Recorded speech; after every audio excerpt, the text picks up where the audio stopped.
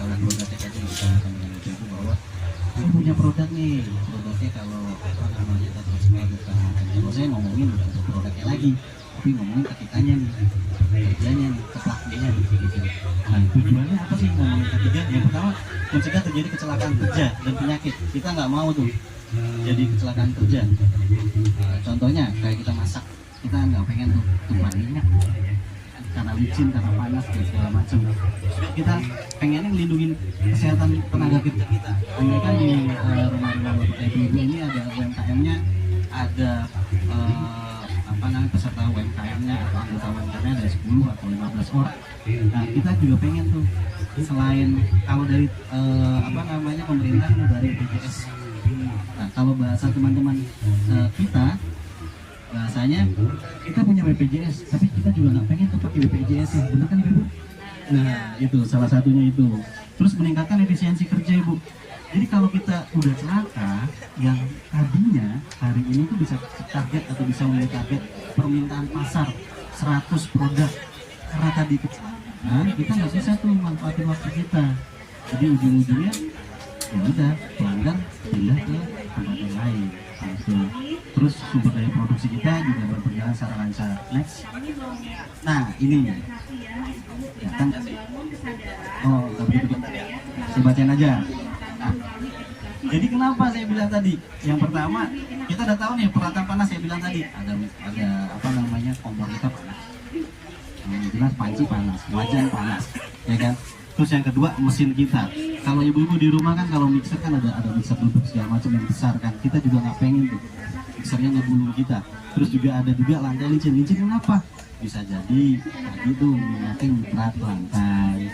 Kita pas ngangkat ember dan kawan-kawannya apa dari 3 hal ini itu kalau kitanya nggak sembrono nggak akan terjadi namanya kecelakaan kerja. Kalau kitanya hati-hati.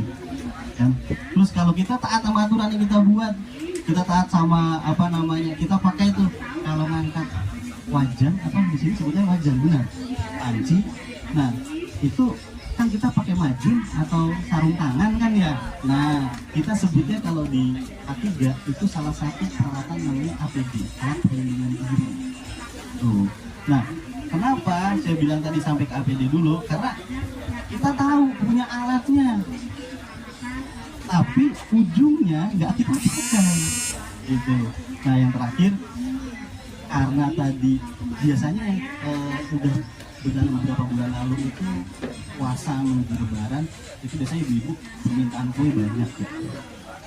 Sekiannya udah puasa, akhirnya nyiapin buat sahur mie anak ya kan, terus nyiapin lagi buat buka puasa.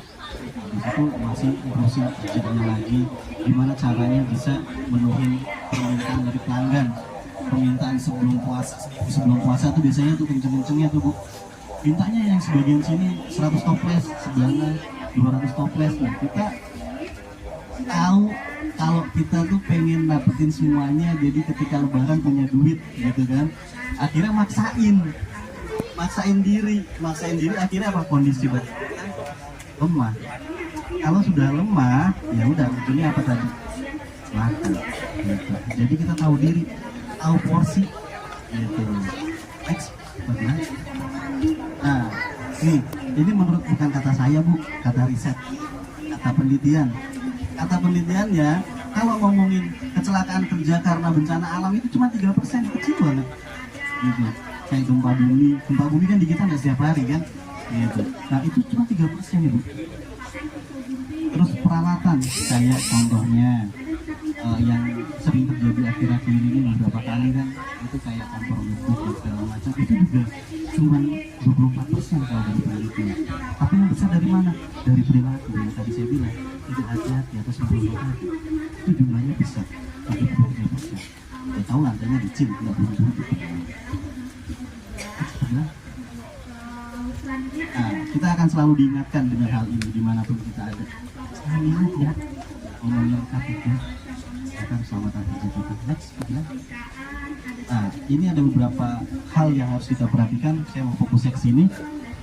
Ada mata, ada muka, ada apa namanya, saluran pernapasan kita, hidung, kaki, tangan, badan, kuping, sama kepala.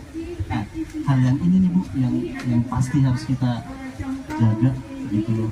Selain ngomongin tadi produknya pengen bagus dan segala macam yang Kak bilang tadi, tapi kita nggak merhatiin diri kita di sini nih, gitu, ya kan?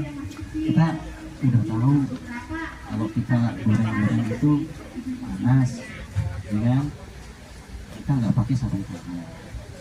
Nggak tahu kita produksi kita ini pakainya apa namanya beberapa produk yang lebih gitu ya, pakai masker gitu ya, bising nggak pakai penutup telinga.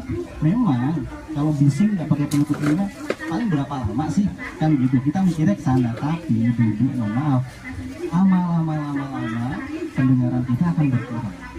Nanti kalau ngobrol udah nggak seperti ini lagi, padahal jaraknya 1 kilometer, ya kan? Itu kita nggak mau kayak itu terjadi.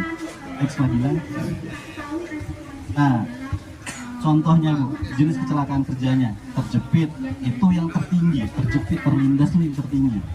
Gitu. Kalau naik sedikit dari UMKM ke pabrik, mungkin ibu-ibu yang kemarin sudah pada nonton pabrik gula. Nah, yang udah pabrik nonton pabrik gula pasti manggut-manggut tuh, yang tahu pasti manggut-manggut tuh gitu loh. Karena apa kecelakaan kerjanya? Karena apa? Kegiling mesin, kegiling mesin membuat gula. Nah, ini tertinggi Bu, tinggi dimanapun, mau di UMKM ataupun perusahaan besar ini tertinggi gitu loh. Next lagi ya.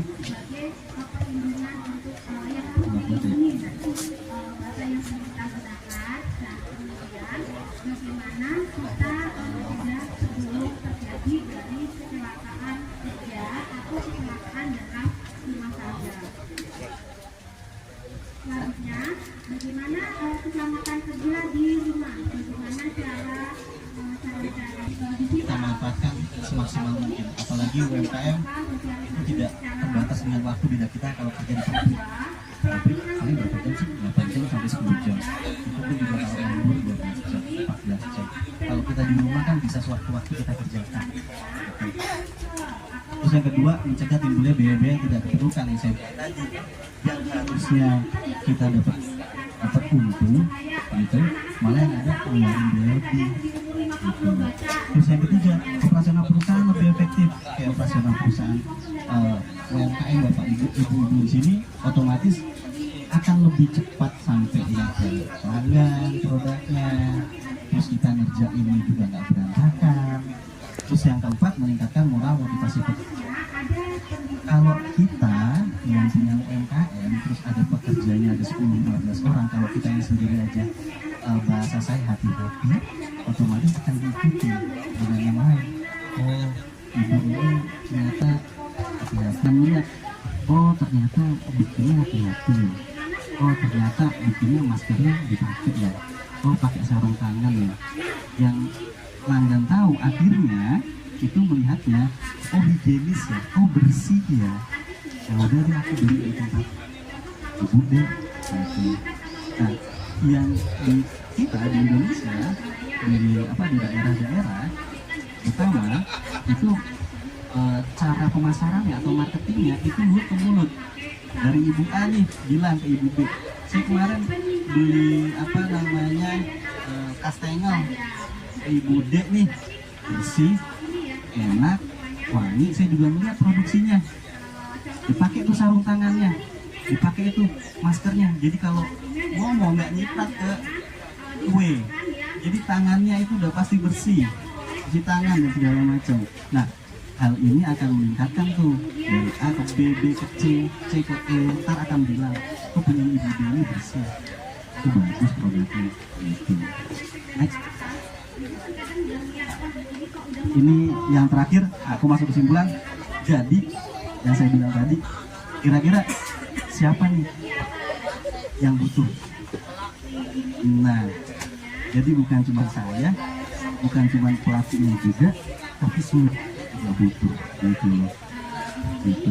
Jadi kalau licin, panas dan segala macam, tapi balik lagi kesadaran diri kita.